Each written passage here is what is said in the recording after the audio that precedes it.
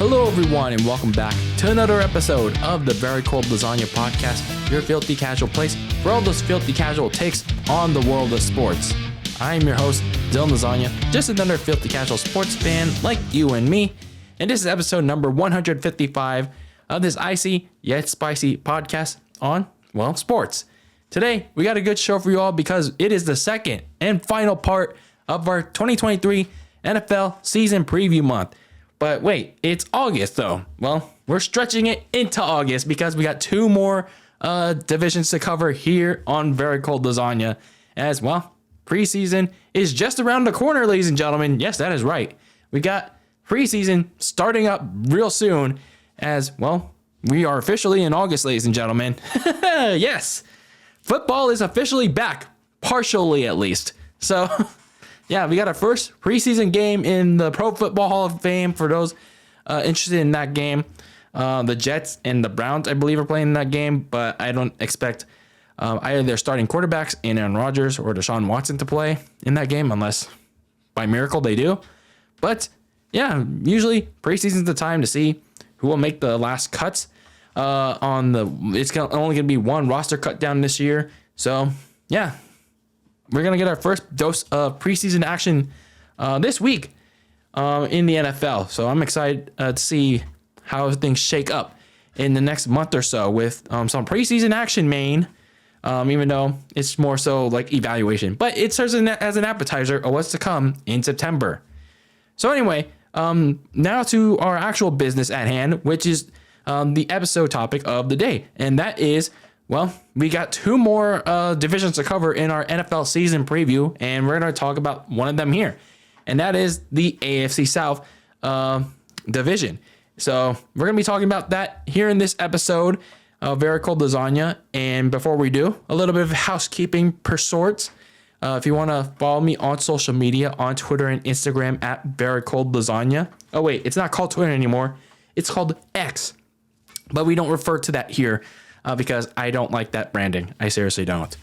But anyway, if you want to listen to the show, and if you are on audio or wherever you get your podcast, you can do so on Spotify, Apple Podcasts, whatever podcasting network you listen to Very Cold Lasagna on. And if it's your first time listening to this, make sure you rate and review the show, however stars you want to give it, and whatever comments, feedback that you want to give, because your feedback means the world to me. And if you're watching this on YouTube, leave a like, smash the subscribe button, leave a comment, share this with your friends, share this with your neighbors, share this with a stranger, anybody. Because spreading the word of mouth about Very Cold Lasagna, this show, again, means the world to me. And it spreads the word about my casual, fantastic takes on the world of sports, whether it's wrestling, football, or any other occasional sport that I like spew shit about. So yeah, let's keep the gravy train rolling on Very Cold Lasagna. And yeah, let's keep that lasagna very cold. So I'm excited to see where this growth keeps going, taking us. So yeah. So before we get into our AFC South discussion for this episode, I wanted to give you guys some brief updates, some more of them, regarding training camp at the time of this recording of this episode. So there were more injuries, ladies and gentlemen, and these two were very bad ones, like very bad ones on literally the second day of training camp. These two were, yeah, like I said, very bad. One of those injuries regarding a quarterback by the name of Joe Burrow. Yeah, one of the top three quarterbacks in the NFL. Cincinnati Bengals quarterback Joe Burrow on the second day of training camp, he went down with a non-contact right calf strain. He had to be carted off. He was rolling out on a drill, and he started limping. He started like hopping off on his right leg, and he went down, and then he had to be carted off, and it looked really bad. The injury that he suffered looked really bad, and I thought it was gonna be like an Achilles, but thank goodness it wasn't. So Zach Taylor confirmed that it was a right calf strain. It's going to keep him out for several weeks. Hopefully, he heals up. Hopefully, and he'll be ready. He will be ready to go. Hopefully, when the regular season rolls around. Meanwhile, for the Miami Dolphins, Jalen Ramsey, their corner, and their new acquisition, suffered a meniscus injury that's going to require surgery on, I think it was a practice play, trying to cover one of the receivers. He suffered that injury, and it's going to require surgery.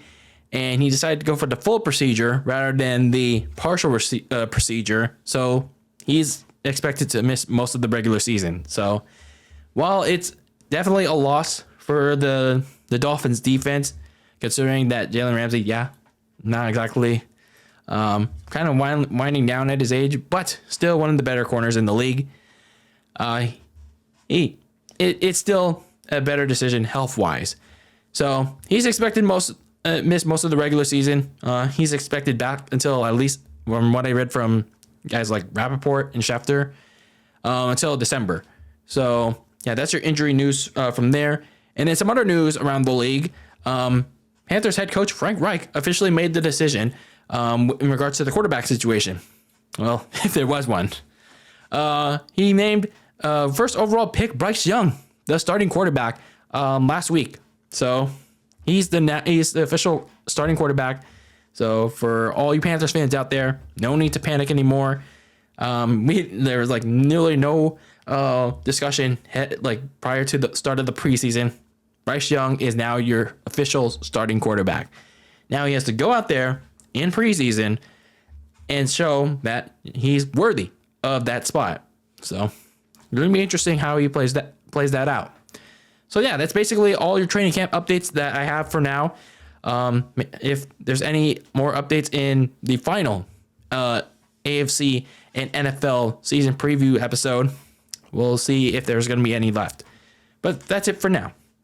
So now let's talk about our main topic of the day, and that is, of course, my AFC South season preview for 2023. So when I talked about this division back last year in 2022, probably not this late though, but anyway, I digress. I sat here, honestly, not all that excited to talk about the AFC South because, well, it was just generally weak because of all the other teams down at the bottom. And even the team at top didn't seem all that exciting as well because just how fraudulent they were. But I did have the expectation of that team that was the number one seed, to kind of take a little bit of a dip, and one certain team in the Indy team to take the division crown because of a quarterback they picked up via trade. Yeah, about that. I was certainly wrong about that, ladies and gentlemen. How I completely turned wrong with my predictions for the AFC South in 2022. The division was still pretty bad, don't get me wrong, but it ended up being pretty bad for a lot of reasons. And if you want to find out what those reasons were, go back and look at my season recaps for all the teams in the AFC South. That, in a nutshell though, the Indy team that I picked to win, that was just a complete disaster. And then, of course, we had the other two teams that were just meh. But it left the door open for a certain all-elite team to take the throne in this putrid AFC South. So now we get into 2023 for this division, and it's kind of a new shape or form. I don't even know what you call it anymore. You have a half division that's rebuilding. You got two new starting quarterbacks, and then you have one team down in a city that just had its SummerSlam last year. It's getting close to a rebuild, maybe. And then, of course, you have the all-elite team that's nearing close to potentially being the elite. I don't know. We'll see. But anyway, that being said, I'm not really sure where this AFC South is going this year. It certainly is looking like another one of those years where it's like not really weak, but it's just like not all that exciting to look at. But nonetheless, we have to talk about it anyway. So let's take a look at this year's edition of the AFC South. So we begin our journey back down south to talk about the AFC South as we take a look at a team that's had a lot of problems, and that is the Houston Texans. So for the Houston Texans, I say they had a lot of problems because, well, they had a lot of stenches. Like, First, you had Bill O'Brien, their former head coach, causing a lot of problems as the general manager with these stupid trades, including DeAndre Hopkins, trade their top receiver away to the Arizona Cardinals. And then, of course, you had the very controversial sexual assault allegations from their former quarterback, Deshaun Watson, who, of course, didn't play in 2021. And then they got rid of the stench last offseason, last year. So they going into 2022, they finally got rid of the Deshaun Watson smell in the offseason. But, I mean, they weren't fully clean of it themselves. But nonetheless, they could fully focus on determining whether or not their third round pick from 2021, Davis Mills, could be that long-term answer at quarterback. I mean, with Davis Mills, when I talked about him in my season recap from 2021, I mean, he was okay-ish. But, I mean, it's clear he didn't have the supporting cast necessary to, to try to compete in whatever Texans team that they had. But then it was kind of more of the same this year. At least when talking about 2022, obviously. You had the lack of talent around him, and then he wasn't particularly that great as well. So the season not only went as expected for Houston, it also ended with a twist as well. So, they were in position to go for the number 1 overall pick by that point, by the end of the season. But then, of course, guess what happened? Their now former head coach, Lovie Smith, stuck it to the McNair's asses and had his team win the game. Because guess what? He knew he was going to get fired after week 18. So he's like, fuck you, bitches. I'm going to stick it to you and win this game. And nope, no number 1 overall pick for you, bitch. So, yeah, they basically took away the first overall pick from the Houston Texans. But, I mean, in the end of the day, it really didn't matter in this grand scheme of things. But before then, it didn't really it had them worried for a second because it nearly derailed their offseason plan. So before we even get to that point, you had to figure out who was going to be your next head coach for the Houston Texans. And they managed to find that in perhaps their big key offseason event that happened. And that was the hiring of 49ers defensive coordinator DeMeco Ryans as their new head coach. Now for DeMeco Ryans, he's had various ties to that organization, both as a player and now as a head coach. But as I stated back then when I did my season recaps, as much as I didn't agree with the move, I think, he can reset the culture over there if he's given ample time to help rebuild the roster and the culture. Yeah, if he's getting that time, then maybe he can rebuild Houston to a somewhat respectable organization again. Just as long as the McNairs don't get in the way. Hopefully. So anyway, looking at back at my offseason priorities for the Houston Texans, they basically needed everything. They needed everything to prioritize. They needed 2 top receivers and a tight end. They needed some help for tackle Laramie Tunsil because that was one of their only bright spots in the offense. The offensive line was, he was okay, but it's clear it was still a major flaw. So he needed a lot of help. And then the defense seriously needed a lot of help too. They needed another starting corner opposite Derek Stingley Jr. because I thought Stingley Jr. had a pretty solid year. They also needed a linebacker and help for Jerry Hughes, Jonathan Greenard, Malik Collins on the pass rush. So they needed a lot of everything in the offseason. So, yeah, it was a lot of deciding for the Houston Texans. Speaking of deciding, they also had to decide if they wanted to stick with Davis Mills or use the second overall pick to go and get a quarterback. So that was a lot of key decisions in DeMeco Ryans' first year as head coach for the Texans. So looking at some of their free agent moves first, honestly, they didn't lose a lot, which is always a good thing because for the Texans, they're pretty much finally beginning that rebuild. They basically only lost one of their key players, Ogbonia Okwankwo. He went to the Cleveland Browns in free agency, so not really much of a big loss considering what they did later.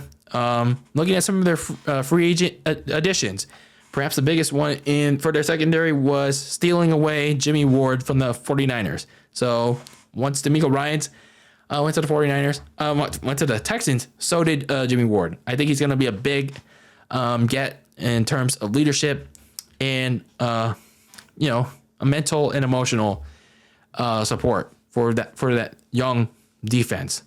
They also got some more help from the 49ers, Hassan Ridgeway, so 2 free agents coming over to Houston, and some offensive firepower.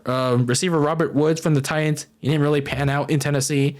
And a little bit of a surprising one here, Dalton Schultz from the Dallas Cowboys. He took a 1-year prove-it deal because the Titan market free agency was like, eh. But nonetheless, that quarterback was going to get a solid tight end option that was pivotal for Dak in his time there. And he also got a couple more options here. Corner Shaq Griffin from the Jaguars, so some solid help there. And for some insurance, Case Keenum from the Buffalo Bills. So, overall their free agency additions were pretty okay. But of course, the draft was going to be the most important question. What were they going to do here? Were they going to stick with Davis Mills or actually use the second overall pick to go and get their next long-term quarterback? And guess what they did? They went out and got their quarterback after, screwing up in the last game of the regular season, thanks to Lovie Smith's FU. So, yeah, they didn't have to worry about what the Carolina Panthers did at number 1 because they got their guy because they went to get the next man up. And that next man up ended up being quarterback C.J. Stroud from Ohio State. I'll have my thoughts on C.J. Stroud in just a bit, but this is the guy that they needed. They needed a long-term answer at quarterback, and yeah, we'll see how he pans out. But it was the move that they had to make. And then right after, they immediately went back in on the very next pick to go get their guy on defense. Edge rusher Will Anderson Jr. From Alabama. And I was very high on Will Anderson in my scouting, in air quotes, when I did that episode. So this was a good move for the Texans. Sure, some people are a little bit weary of him, but, with time, I think he could be a good starter for them. They also got a couple more starters on the defense. Not starters, rotational pieces for that Houston Texans defense, and some linebackers, Dylan Horton from TCU and Henry Toto, I'm not sure how to pronounce that, from Alabama. And they got some center, Jared Patterson from Notre Dame. So this was a really good draft from the Texans. That's just my opinion, of course. And that's probably one of my biggest takeaways from the Houston Texans this offseason. Hitting their home run shot in the NFL draft, and they ran with it. They definitely ran with it. So I got to give Nick Caserio some props because we'll have to wait and see how these draft picks pan out, both in preseason and in the actual season itself. So he got the guy he wanted in C.J. Stroud, and then he made a power play to make a trade with the Arizona Cardinals in the next pick to go and get the defensive player that he wanted, Will Anderson. So, yeah, these two guys are going to be pivotal, the 2 franchise cornerstones for the next couple of years for Houston. And then he made some more strong picks the rest of the way to help out his new QB, whether it is on the offensive line with Jared Patterson or a late round receiver with Xavier Hutchinson from Iowa State. The jury's still out on this draft class, obviously, but I think on paper at least, it's a strong haul needed for DeMeco Ryans, as it's his first head coaching gig. And then the free agency pickups were, it was again solid, but I think it was more so of providing a veteran presence because this Texans roster is pretty young. So if it was going to be too young, then how are people going to learn? Are they going to be mature? So I think it certainly helped that Houston picked up some veteran names to give them some guidance in what I think is going to be a baby steps season. in their first year of a rebuild. So looking at some of their key games of 2023, I think it's going to be the first game against the Baltimore Ravens in Baltimore. Going up against a potentially high-powered offense that could also suffer some from growing pains as well as they try to adjust with Odell Beckham, Mark Andrews, Rashad Bateman, Zay Flowers, all at the same time with Lamar Jackson. But you never know. The Houston Texans might pull some magic hat trick out of their ass in that game and try to pull it close with them, or it could be the same old Texans that could also suffer from growing pains. And then you have your home opener against the Indianapolis Colts, who will also be trotting out a quarterback, so a new rookie quarterback. And then you go to Jacksonville to take on the all-elite Jacksonville Jaguars and Trevor Lawrence. So a couple early division games. And then week 8, you travel to Carolina to take on the Panthers to take on the first overall pick, Bryce Young. And then you go to Tennessee late in the season to take on the Tennessee Titans. And who knows if Ryan Tannehill or whoever's behind him will be starting that quarterback. But anyway, some interesting things for this Texans team this season. But your goal for this season, if you're the Texans, should be hoping for at least a good year, a good first impression for CJ Stroud. And that's probably one of my biggest questions for the Texans this season. How will both CJ Stroud and Will Anderson perform in their first year? I think, obviously, Stroud's going to clearly have his rookie struggles, just like every rookie quarterback does. But, that's to be expected. But what I like with CJ Stroud, he has strong ball placement.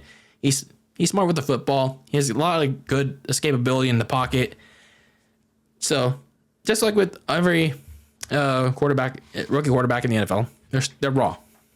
So, meanwhile, for Will Anderson, I think he's NFL. He's somewhat ready to start. He has strong skills of speed. He has a lot of skills with block shedding. So, of course, it'll both depend on how well their individual strengths translate to the NFL. So. But again, both of them are going to have their struggles in their first year, but they're also going to have their flashes as well. So we'll see how it translates. So, even in an all-around rebuilding AFC South, the Texans, they're not expected to compete for a playoff spot. I don't expect that at all. I do think that they could still serve as a couple trap games if, competing teams aren't careful enough. So expect this season to be more of an evaluation one to see how the young players do and, who's the best one to keep around in 2024 for CJ Stroud. So I expect the Texans to go somewhere around 5-12 in DeMeco Ryans' first year as coach. And yeah, we'll see how this first year for both DeMeco Ryans, CJ Stroud, and all the other young players down in Houston. Let's see how they fare. So we go from H-Town to Indy as we take a look now at the horseshoe that certainly hasn't fit yet in the Indianapolis Colts. There's a lot to say about what happened last season with the Colts. I mean, obviously we're talking about this season, but before we even get to this point of this season, we obviously have to talk about what happened last season to point out why we're even here at this point. So for when I was here last year when talking about the Colts, I quickly went out to point that, well, I thought the Colts were going to win the AFC South because, they picked up Matt Ryan. He is still performing at a solid level, but not an overly great level. But man, I was so wrong. I was so wrong about my preseason expectations for the Indianapolis Colts that quickly. It didn't even take till week 2 to realize, oh man, the Colts are going to be bad, aren't they? And then, yeah, they were. They really underperformed. The whole offense suffered as a result. And yeah, there were a couple of injuries here and there, but it was just, the offense was bad. It was just really bad. Matt Ryan really underperformed. He got benched midway through the season. And then head coach Frank Reich got fired as well midway through the season. And then owner Jim Irsay didn't even replace him with someone on his staff. No. He went beyond the realm of possibility with that head coaching hire. midway through the season. He didn't hire someone from Frank Wright's old staff. No. He went out and got someone from ESPN. I wonder who could that have been. Oh, yeah. Jeff Saturday. Yeah, Jeff Saturday. Someone that had no coaching experience prior, but he was a former player of the Indianapolis Colts. Peyton Manning's former offensive lineman. Yeah, Jeff Saturday, ladies and gentlemen. So the Jeff Saturday experience, it began with a win over the Raiders, but the Raiders sucked anyway. But unsurprisingly, the Colts lost the rest of the way after, of course, Jeff Saturday won the Colts their first game as a head coach. But the important thing was, the Colts put themselves in a top 5 draft position to finally go get a quarterback they desperately needed. Yeah, at least they did that. So the Colts could be at least proud of that part.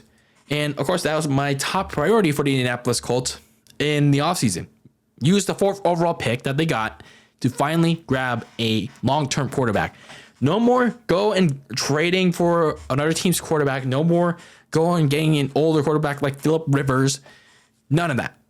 Go invest a draft pick in a quarterback. That was what I said back in February. And here we are now.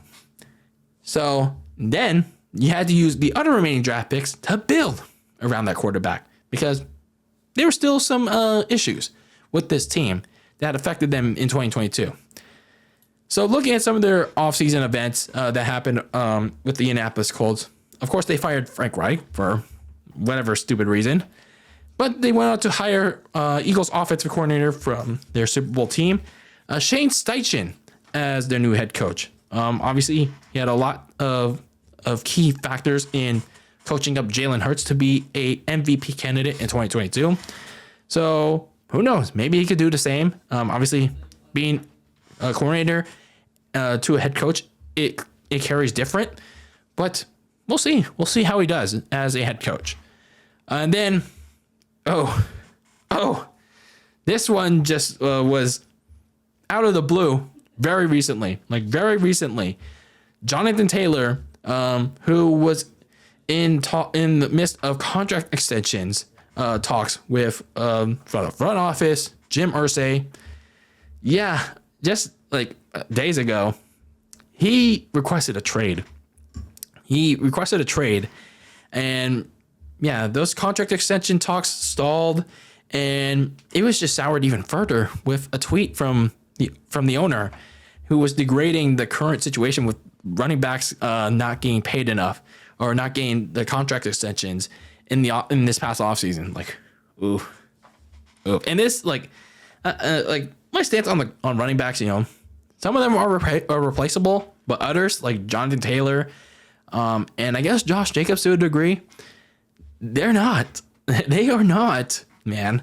Like, if they're a key part of your offense, yeah, they cannot be replaced like that. And I don't know what the Colts are doing here. I really don't. So it's very interesting. This is a very interesting situation to keep an eye out for in these coming days. And then again, this is the time of I'm making this. So I'm not sure if the Colts finally managed to come to terms with Jonathan Taylor on either a new contract, or they traded him out of Indianapolis. But nonetheless, yeah, that's going on, and it's not looking good. So some of their moves that happened during the offseason prior to the Jonathan Taylor trade. So they lost Stephon Gilmore because they traded him to the Dallas Cowboys. I don't know why. They got a 5th-round pick back. They also lost Rodney McLeod to the Cleveland Browns. They're one of their top safeties. They also lost their top linebacker, Bobby Okereke, to the Giants in free agency. So, yikes. So a couple of big names in their defense gone. They did pick up a couple notable names in free agency. Kind of not really. They picked up a backup quarterback, Gardner Minshew. Yeah, Uncle Rico from the Philadelphia Eagles. So, just in case their quarterback, hopefully, they picked up one in the draft, is not ready to go. Hey, at least you got a known, kind of reliable quarterback in Gardner Minshew. They also picked up an edge rusher to help the defensive line in Samson Ebicon for the 49ers. And kicker Matt Gay, he got a big fat contract for some reason from the LA Rams, but hey, at least the Colts have a reliable kicker now. And then, of course, the big question had to be answered in the draft. Were they finally going to use one of the draft picks to go and get a damn quarterback? And hey, they finally did it. The Colts finally fucking did it after, what has it been? 4 years since Andrew Luck retired. They finally did it. They picked a quarterback, one of the top prospects in the draft. And who did they get? Quarterback Anthony Richardson from Florida. So I don't know a whole lot about this guy because, you know, I'm a casual fan. But hey, if he does good, great. If he does bad, well, at least the Colts can look back and said, well, you said we picked a quarterback, and then we did. So we'll see how it pans out. So a couple other big names, big notable things that the Colts did in the draft. They picked a corner from Kansas State in the name of Julius Brents.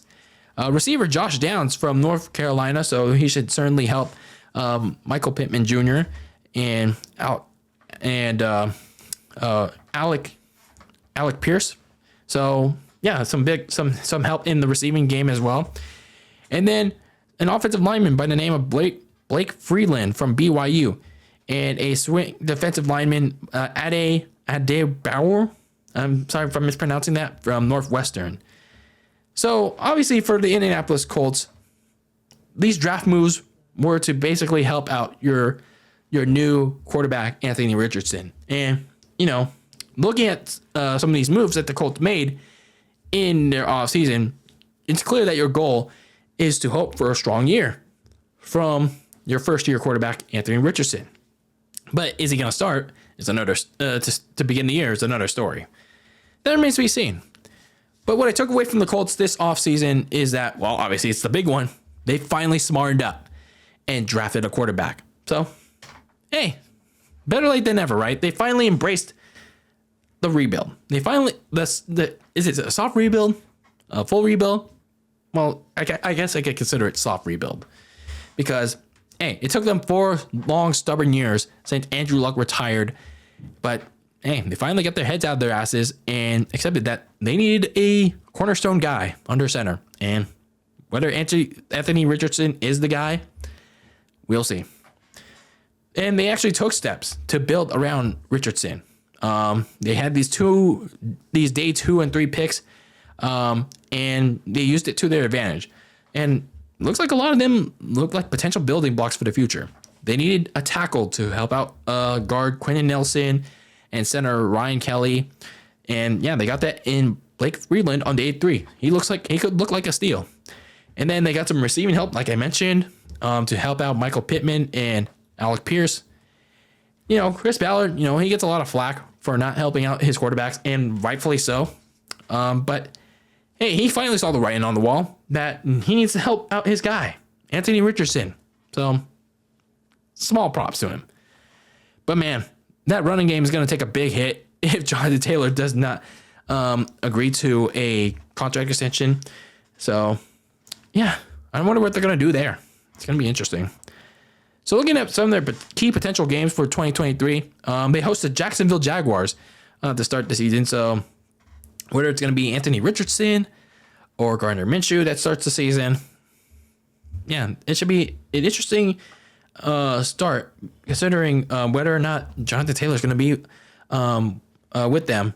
Because if you don't have Jonathan Taylor, who's going to help out your quarterback?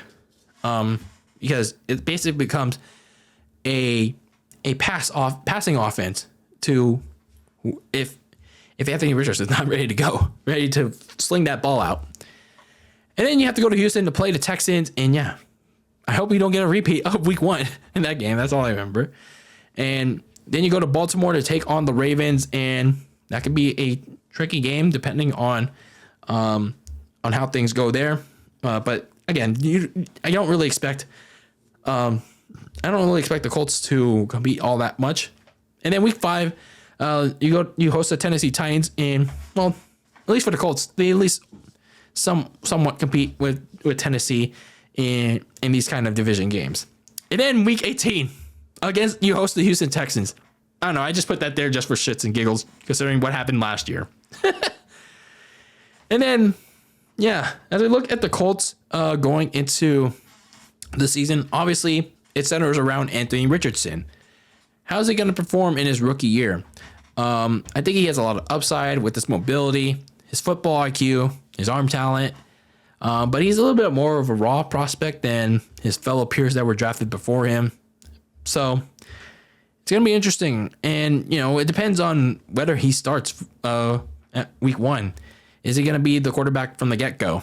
If he's not, I expect Gardner Minshew to get a couple of games early in the season, unless, he suffers an injury or underperforms very badly.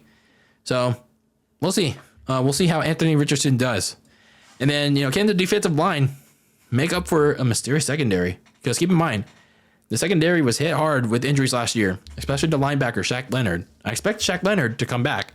But this group got younger and more improving because they lost Bobby Okereke to the Giants and they traded away Stephon Gilmore for some reason to the Cowboys.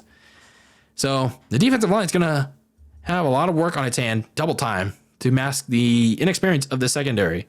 So we'll see how this is going to play out. So the Colts, for as a soft rebuilding team that they are, they have a pretty neutral schedule on their hands on this coming fall, but don't expect them to try to go after the Jaguars for the division just yet, or even a playoff spot for that matter. Because, even though there's still some talent there, they're not that level yet. They haven't figured out whether Anthony Richardson's that guy yet. And he's only in his first year. Let's pump the brakes a bit. So this season should be geared towards the first step of rebuilding. With the new head coach in Shane Steichen, finally a new rookie quarterback in Anthony Richardson. I expect the Colts to go 6-11, maybe if they're lucky 7-10. But yeah, the Indianapolis Colts, hey, I'm glad that they're finally embracing the rebuild and embracing a new actual quarterback. So now we transition over from Indy down south to Nashville to take a look at the Tennessee Titans. So for the Tennessee Titans in 2022, I expected a bit of a downslide, but not too big of a downslide because, there's still some talent there. But they made a major offseason trade with trading away their top receiver in A.J. Brown, and they're trying to replace him with rookie receiver Treylon Burks. And I thought that was going to be a very, very interesting and bold move to make because, trading away A.J. Brown and trying to replace him, it was not going to be an easy feat. But nonetheless, I still expected the Titans to win actually not even win a very weak AFC South. I had that wrong there because I expected the Colts to do that. But that trade, going back to that trade, it hurt them very badly. It ended up hurting them pretty badly throughout the season because, they won their games in uninspiring fashion and they looked poised to win the division at one point. They got smashed real hard against real competition like the Bills, the Eagles. Like, they did not look good. So, they were 7-3 at one point. They had a strong lead on the division, but injuries just crept up. They worsened the stale play on offense.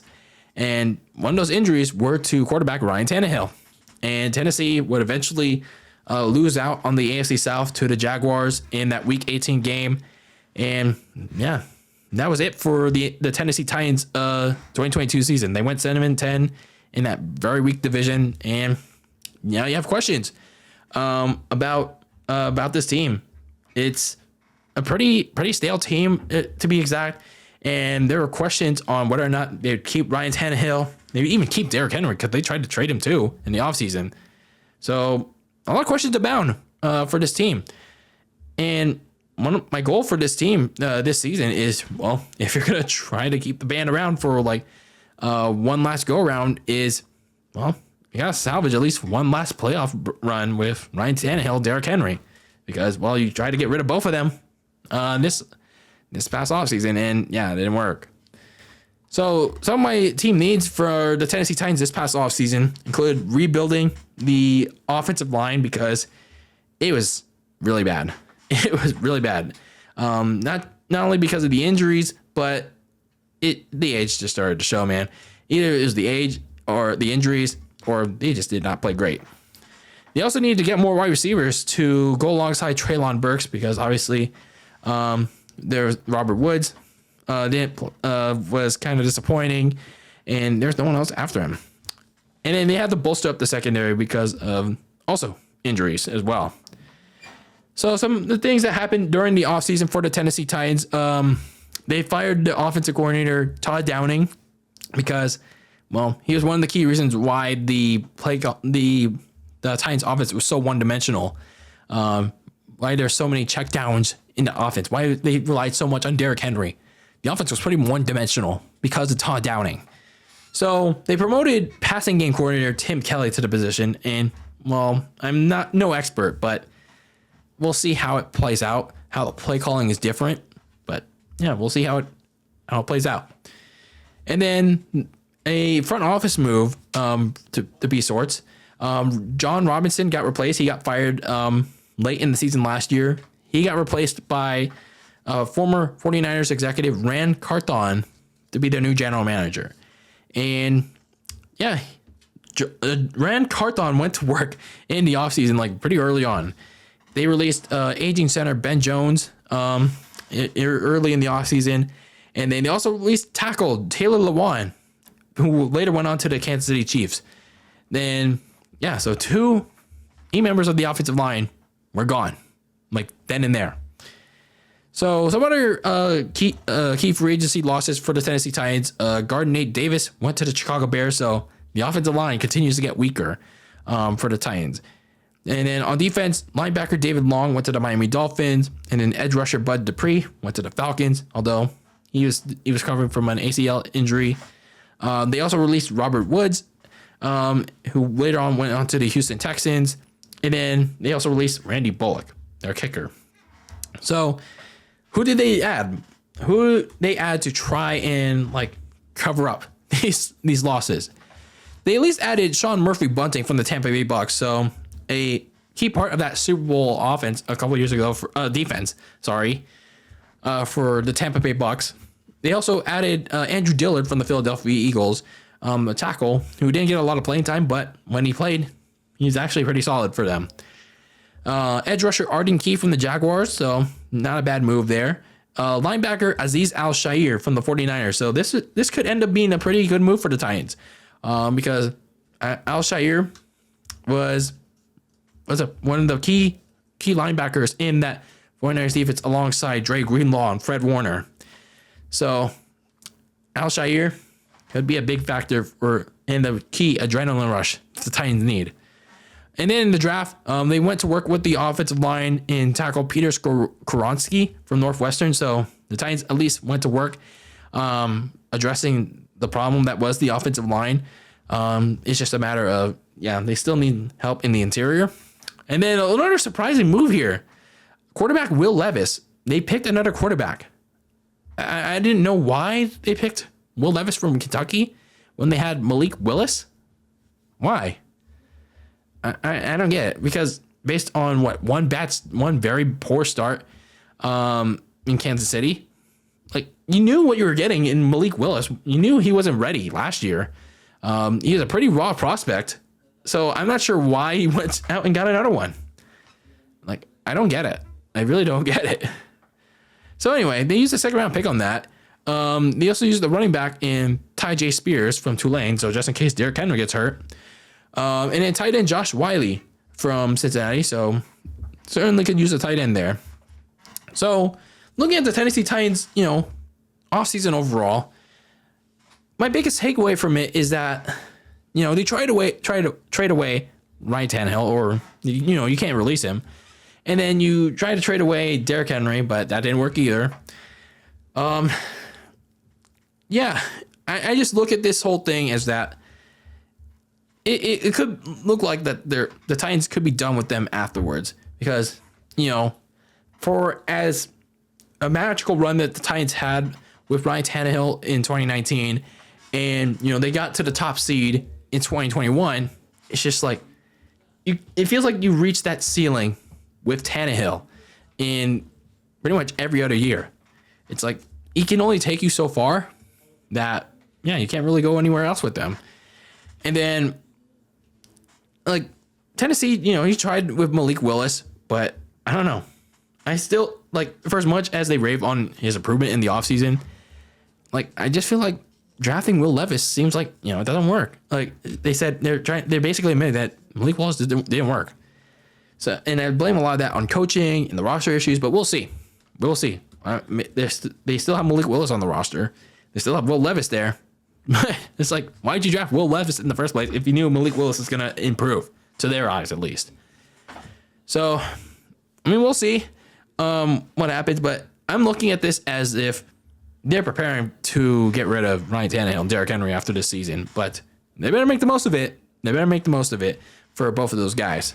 For Derrick Henry, I don't know, man. I still think he's a very good running back.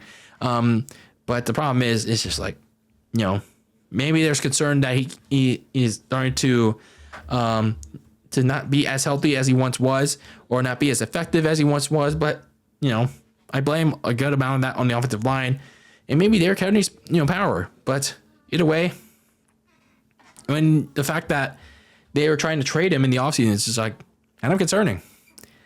And then looking at their defense, they didn't do a whole lot other than adding corner Sean Murphy-Bunting and Azeez Al-Shaair. I mean, sure, you have Caleb Farley there still at corner, but it's just like he hasn't been available for most of the time for them. So he's looking kind of a bust because he can't stay healthy. So, yeah, the Titans defense is still looking very concerning. So, looking at some of the key potential games of 2023, week 3, you go to Cleveland to take on the Browns and Deshaun Watson and that pretty much improved team. So you don't know what you're going to expect from that Browns team when you go up there. And then right back when you go home in week 4, you take on Joe Burrow. Oh, and if he plays, if he's ready to go by then, I imagine he will with that calf strain, and the Cincinnati Bengals. So that's another tough out. And then week 5, you go to Indianapolis to take on the Colts, another division game. And yeah, it's a lot of tough outs for the Tennessee Titans.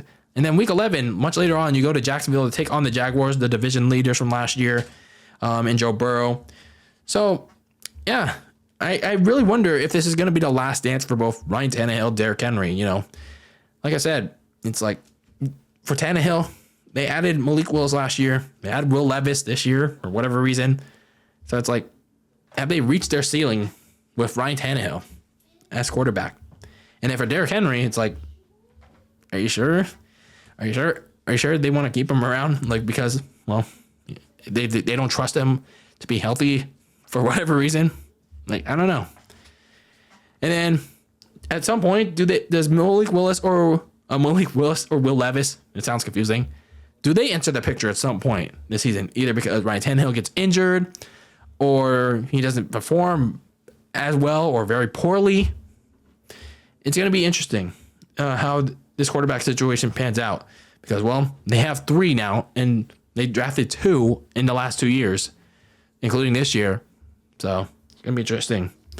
So for the Titans, they're not outright terrible right now because they still have some talent on this roster.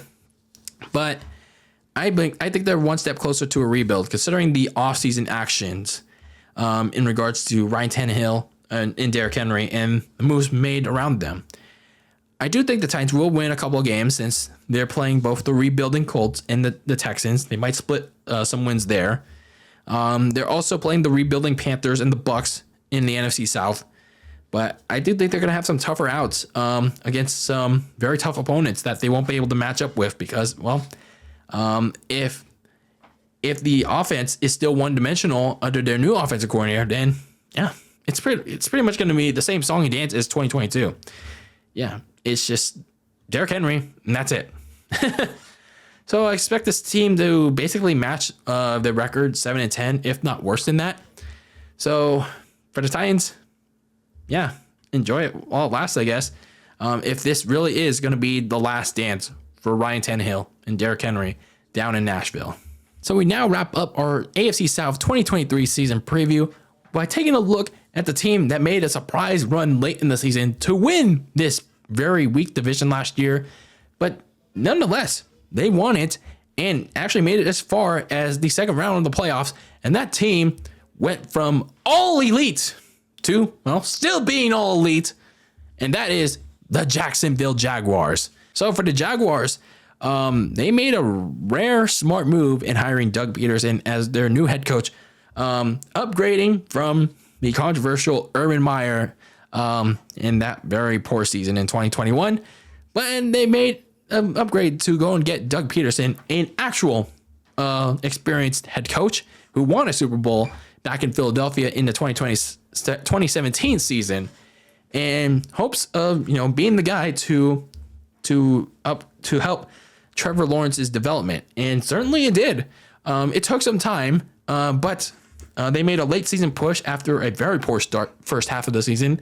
But nonetheless, they made a late season push as they also saw the Titans and the Colts suddenly crash and burn.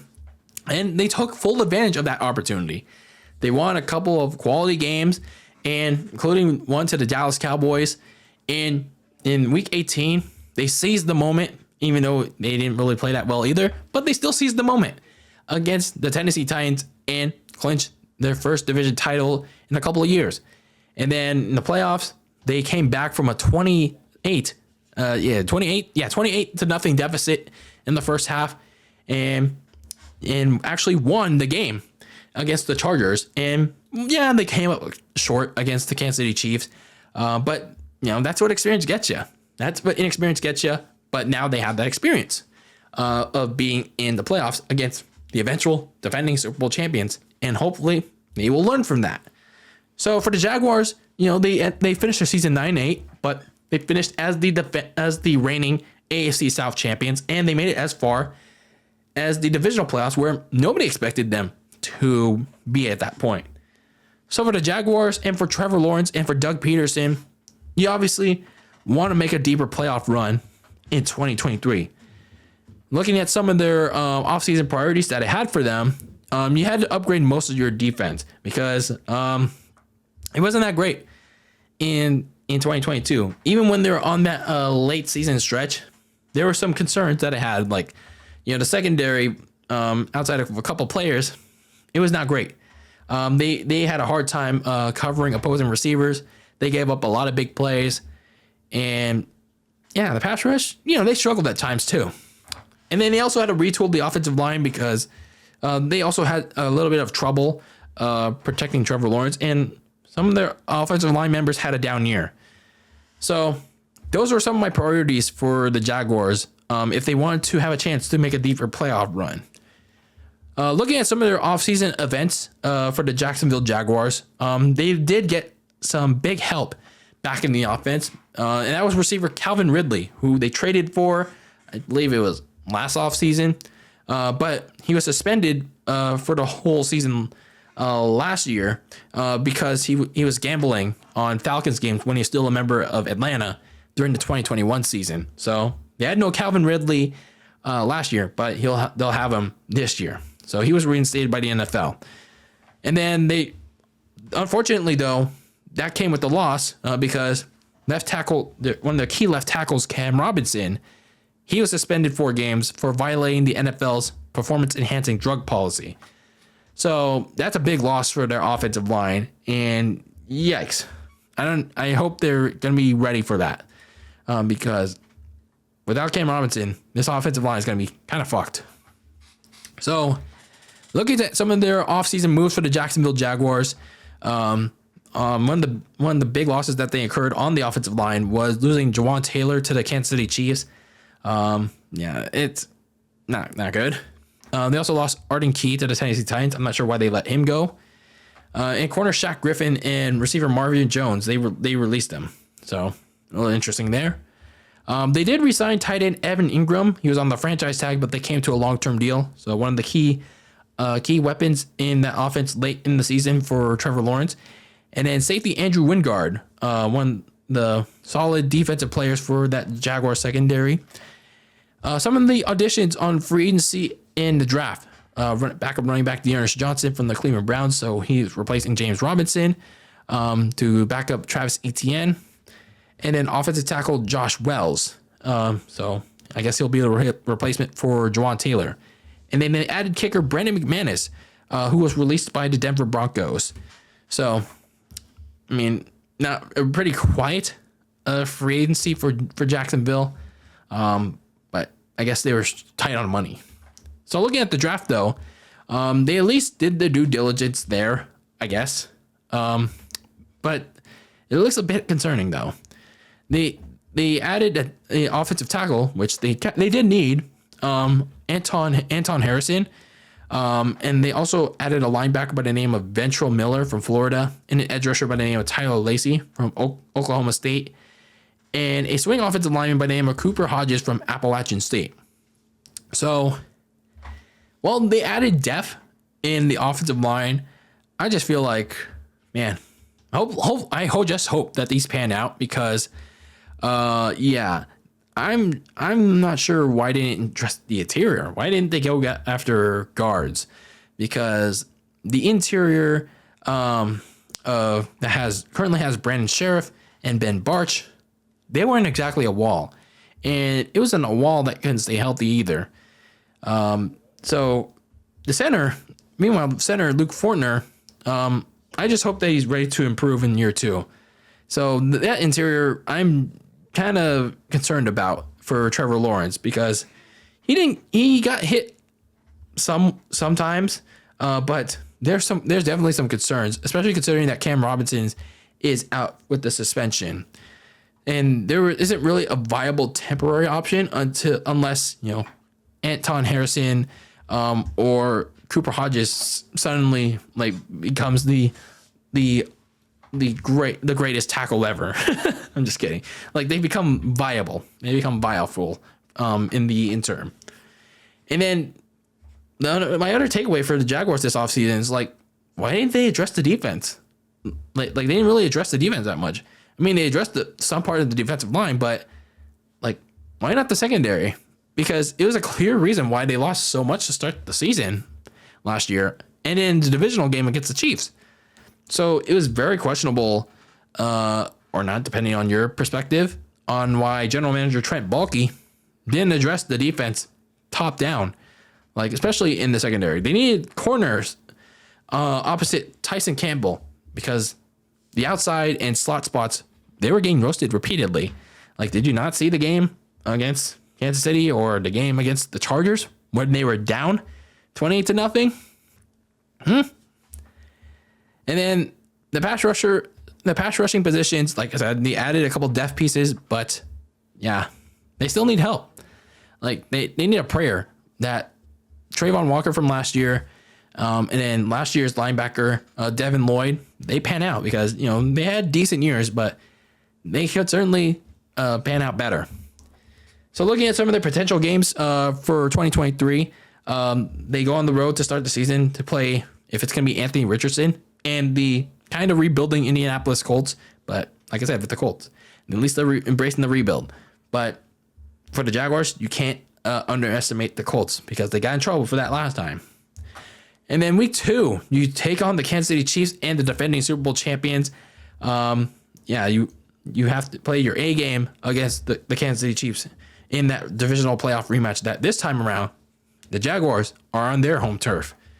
And then week 5, you take on the Buffalo Bills in London, in what's going to be a back-to-back weeks for the Jaguars in London, which is kind of weird how they're doing that this time around, by the way.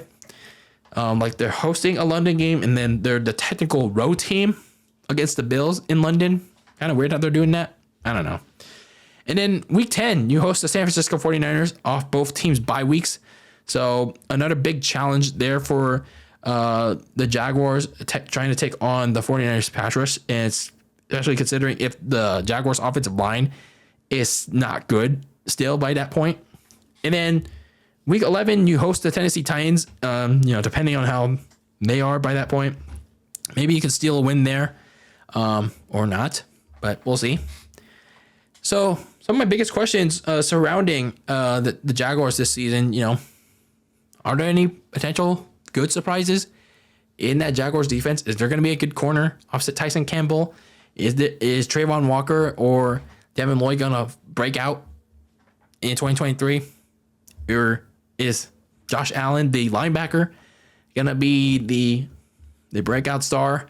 Is anyone gonna be? Is there gonna be a big surprise, like a good one, for this Jaguars defense? Because considering that they didn't like do any like major moves.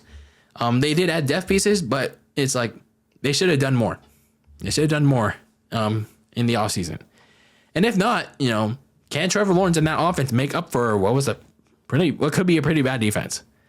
I certainly hope so. And I really hope the offensive line can protect Trevor Lawrence, especially with Cam Robinson out for 4 games. But I do expect the Jaguars to win the AFC South because, this division is still pretty weak.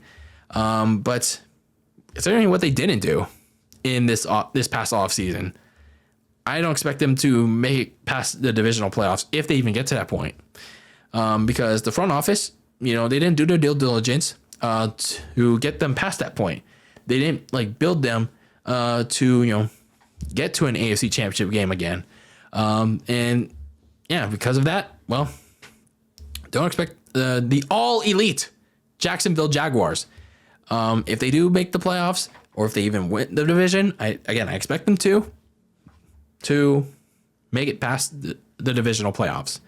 So, I expect an improvement, 11-6, maybe. But like I said, 3 times now, I don't expect the Jaguars to make it very far in the playoffs if they do end up winning the division.